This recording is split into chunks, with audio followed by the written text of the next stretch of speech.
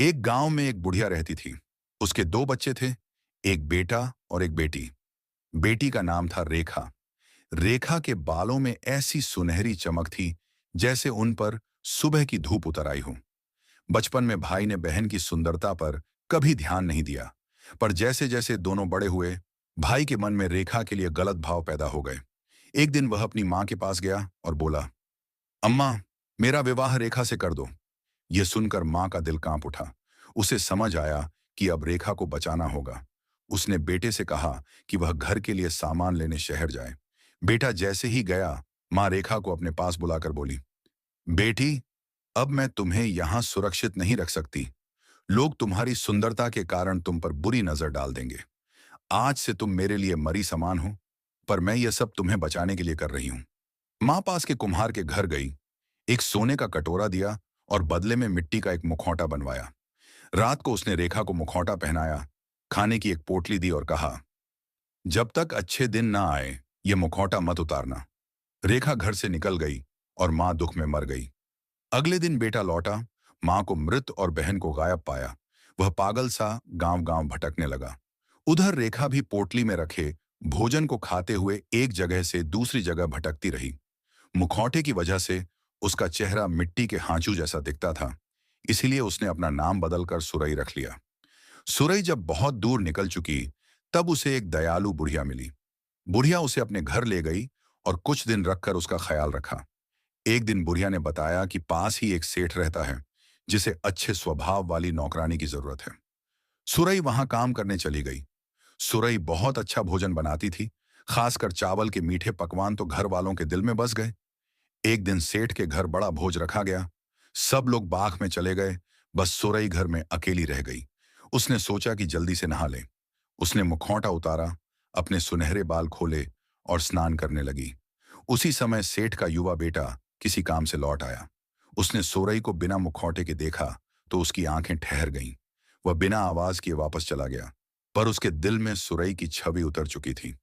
कुछ समय बाद उसने अपनी मां से कहा कि वह सुरई से विवाह करना चाहता है। सेठानी ने पहले तो विरोध किया, वह काली मैली नौकरानी है, तुम अपना जीवन बर्बाद मत करो। पर जब बेटे ने सुरई का मुखौटा उतारा, तो सामने खड़ी सुनहरी बालों वाली परी जैसी युवती को देखकर सेठानी दंग रह गई। उसने तुरंत विवाह के लिए हां कर दी। शादी धूमधाम से हुई और सुरई के अच्छे दिन शुरू हो गए। पर सेठ के घर में एक धूर्त तांत्रिक आता जाता था जिसका नाम था कपटनाथ। वह दिखने को साधु था पर मन से दुष्ट। सुरई की सुंदरता देखकर वह भी उसे पाने की लालसा रखने लगा। एक दिन सेठानी ने मजाक में कहा कि उन्हें अब पोते का मुख देखना है। यह सुनकर कपटनाथ के मन में खराब विचार जागे और उसने कहा, बहू को मेरे पास भेजो, मैं ऐसा उपाय करूंगा कि वह जल्द ही मां बन जाएगी। सेठानी ने सरलता से सुरई को भेज दिया। कपटनाथ ने मंत्रबद्ध केले और मेवे सुरई को खिलाने चाहे, पर वह उसकी मंशा समझ गई। उसने अपना लाया हुआ केला खा लिया और मंत्र वाला केला चुपके से नाली में गिरा दिया।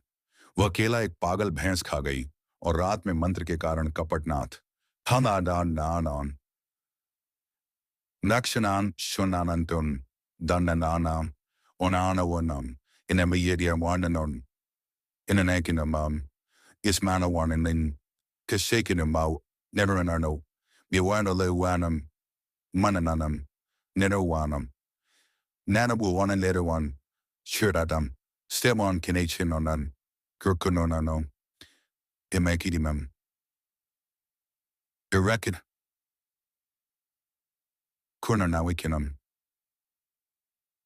kudikidamam penananam yabenamanoan turnananan tunamanan kananan suriyinum intermenomanon mini lesson eminent manamisfanen nenonen penanan surikirinan kakinanam penananan pedenamenamanam delinanman ifurnam denananum wistsur demuriwan nivernawanuwan sternandiwan senisuran iknanomenin nodoranantaноninam derinum seron onin idiyawan tikunananam derdiananan diyamaninan penanananan cernanan ganalananan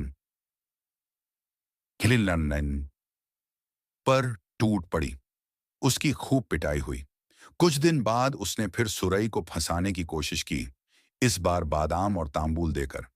Surai ने इन्हें छुपाकर अलग अलग बर्तनों में रख दिया। रात होते ही वे बर्तन मंत्र के असर से कपटनाथ के कमरे में लुढ़कते आए और उसे घायल कर दिया। कपटनाथ अपमान से जल उठा। उसने अंतिम चाल चली। वह सेठ को उकसाने लगा कि सुरई बदचलन है। उसने सुरई के कमरे में आदमी के कपड़े, पान के टुकड़े, बीड़ी के टोंटे बिखेर दिए। सबको विश्वास हो गया कि सुरई गलत चरित्र वाली है। सुरई ने लाख समझाया कि यह सब कपटनाथ का कर्म है, पर किसी ने नहीं सुना। उसे मार मार कर काले नीले कर दिया गया, बंद कर दिया गया और 3 दिन भूखा रखा गया। आखिर उन्होंने उसे एक बड़े संदूक में बंद कर कपटनाथ को सौंप दिया ताकि वह उसे नदी में फेंक दे। कपटनाथ संदूक को लेकर निकला और एक बुढ़िया के घर रात भर रखने के लिए छोड़ गया। उसे क्या पता था कि यही बुढ़िया सुरई की मुंह बोली मां है। बुढ़िया ने संदूक खोलकर सुरई को बचाया। पूरी कहानी सुनते ही उसने एक योजना बनाई।